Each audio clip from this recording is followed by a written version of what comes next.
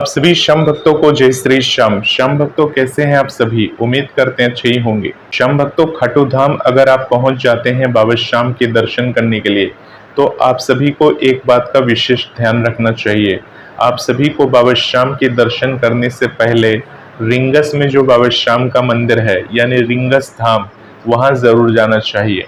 क्योंकि जब आप खाटू धाम पहुंचेंगे तो खाटू धाम पहुंचने से पहले ही रिंगस पड़ता है। तो रिंगस में जहां से बाबा की निशान यात्रा की जाती है, यानी कि बहुत सारे लोग ध्वज धारण करके वहां पर बाबा श्याम की पूजा करते हैं और पूजा करने के बाद वहीं से यात्रा करते हैं बाबा के दरबार तक। परंतु आपको बाबा श्याम का जो मंदिर है रिंगस धाम में, वहां एक बार जरूर जाना चाहिए।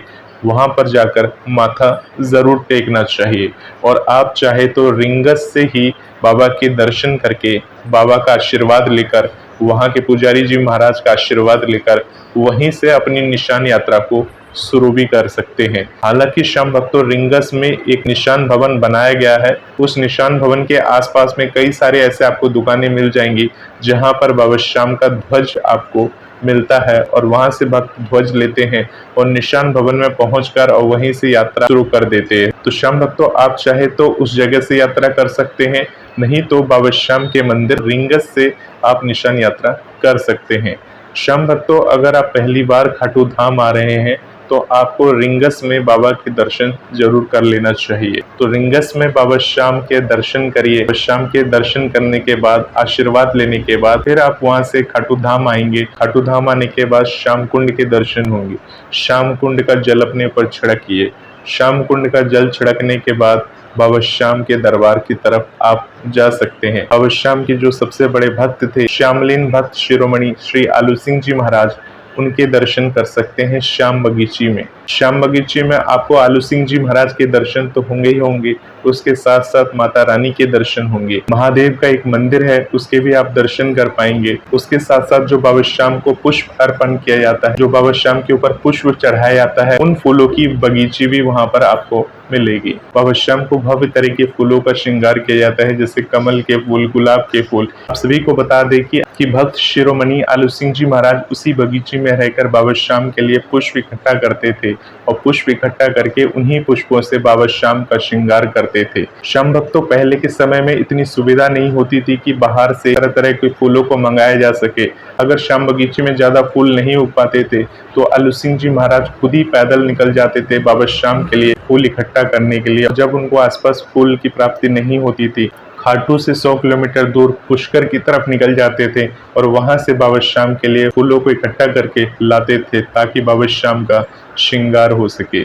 तो श्याम भक्तों, वो बगीची है श्याम बगीची। वहां पर आलू सिंह जी महाराज कहाँ पर रहते थे, किस जगह रहते थे, उनकी पूरी कुटिया बनी है। जो श्याम बगीची है उसमें आपको फूलों के पेड़ दिखाई देंगे और उन पेड़ों में बाबा श्याम को जो विशेषकर सफेद कलर के जो पुष्प चढ़ाए जाते हैं, बाबा श्याम के जब संध्या दर्शन आते हैं तो संध्या दर्शन के समय में जो पुष्प बाबा श्याम को विशेषकर अर्पण किए जाते हैं वो श्याम बगीची से लाकर ही अर्पण किए जाते हैं। और जब बाबा श्याम के जो आप भव्य दर्शन देखते होंगे, जिसमें बाबा श्याम पूरे भव्य तरीके से सजाए जाते हैं, तरह तरह के फूलों से सजाए जाते हैं, ऐसे फूल देश विदेश से मंगाए जाते हैं और उन फूलों से भी बाबा श्याम का श्रृंगार किया जाता है। तो श्याम भक्तों, वो बगीची है श्याम बगीची। तो श्याम बगीची जरूर जाएं, वहां पर आलू सिंह जी महाराज के दर्शन करें, उनके समक्ष हाथ जोड़े। क्योंकि श्याम भक्तों, आलू सिंह जी महाराज को श्याम बाबा ने साक्षात दर्शन दिए थे। इसलिए श्याम भक्तों, बाबा के उस भक्त से जरूर आपको मिलना चाहिए जिनकी मूर्ति श्याम बगीची में लगाई गई है। और जब आप श्याम बगीची के दर्शन कर लेते हैं,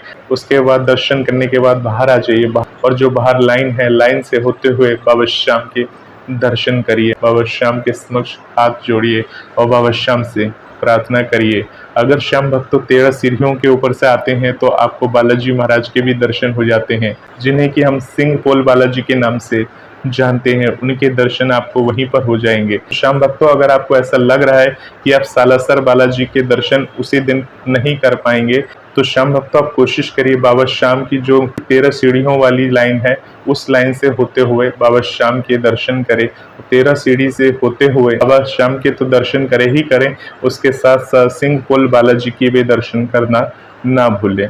क्योंकि श्याम भक्तों आप नॉर्मल लाइन से बाबा श्याम के दर्शन करेंगे तो उस लाइन से होते हुए सिर्फ आपको बाबा श्याम के ही दर्शन होंगे। सामने तो आप बाबा श्याम के दर्शन कर पाएंगे और ठीक अपने पीछे गोपीनाथ जी के दर्शन कर पाएंगे अगर आप नीचे वाली लाइनों से होते हुए बाबा के दर्शन करते हैं। तो श्याम भक्तों अगर आप नीचे वाली लाइन से दर्शन कर लिए हैं और आप खाटू धाम में ही हैं तो फिर से आप लाइन में चले जाइए और लाइन में जाते हुए इस बार फिर से 13 सीढ़ी वाली लाइन से एक बार फिर दर्शन कर सकते हैं। 13 सीढ़ियों वाली जो लाइन है, अगर आपको लाइन के बारे में पता नहीं चल रहा है तो वहाँ गार्ड खड़े रहते हैं, उनसे पूछ लेंगे, वो आपको बता देंगे कि इस लाइन में लगने से आप ऊपर से दर्शन कर सकते हैं, 13 सीढ़ियों से होते हुए दर्शन कर सकते हैं। जब आउटर से आप बाहर निकलेंगे तो आपको सिंहपोल बालाजी के भी दर्शन हो जाते हैं जो खाटू धाम में ही विराजते हैं। और उसके बाद श्याम भक्तों अगर आपका मन करे, अगर आपके पास समय हो तो वहीं से खाटू धाम से ही आप सालासर बालाजी के दर्शन करने के लिए भी जा सकते हैं। श्याम भक्तों सालासर बालाजी के दर्शन करने के लिए आप जाएंगे तो खाटू धाम से ही आपको जीप वगैरह की सुविधा है,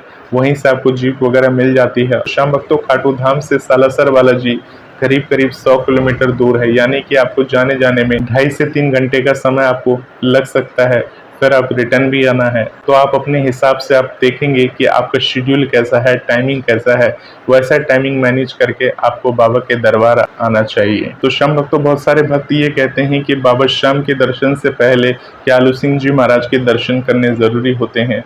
तो श्याम भक्तों आप जरूरी मानेंगे तो सब कुछ जरूरी है और ना जरूरी मानेंगे तो कुछ भी जरूरी नहीं है। तो श्याम भक्तों श्याम कुंड के बाद श्याम बगीची जाने का सलाह इसलिए दे रहा हूँ क्योंकि जब आप बाबा की दरबार लाइन में एक बार घुस जाएंगे तो श्याम बगीची आने के लिए वापस से आपको इतना लंबा घूमकर उसी जगह आना होगा जहाँ से श्याम बगीची जाने का रास्ता था। तो इसलिए रास्ते में ही श्याम बगीची है, बगल में ही श्याम बगीची है, आप जाकर वहाँ पर उनके दर्शन करिए।